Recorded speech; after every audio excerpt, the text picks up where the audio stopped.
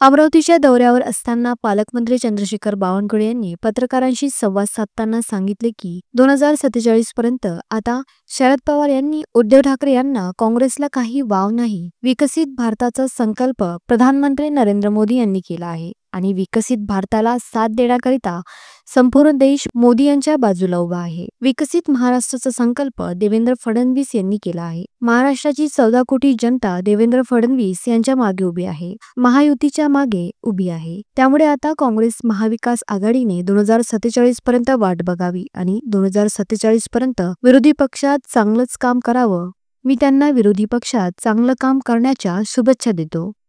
बैठक झाली, त्या बैठकीमध्ये त्यांनी म्हटलं की एका पराभवाने खचणार नाही, देशातील राजकीय परिस्थिती पाहता वैचारिक लढा देण्याची वेळ आहे। 2047 पर्यंत आता माननीय शरद पवार साहेबांना, उद्धवजींना, काँग्रेसला काही वाव नाहीये। विकसित भारताचा संकल्प माननीय प्रधानमंत्री मोदीजींनी केलाय आणि विकसित भारताला साथ देण्याकरता संपूर्ण देश मोदी यांच्या मागे उभा आहे।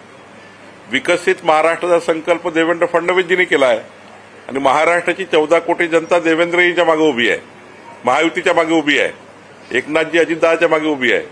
त्यामुळे आता काँग्रेस महाविकास आघाडीने 2047 पर्यंत वाट बघावी आणि 2047 पर्यंत विरोधी पक्षात चांगलं काम करावं।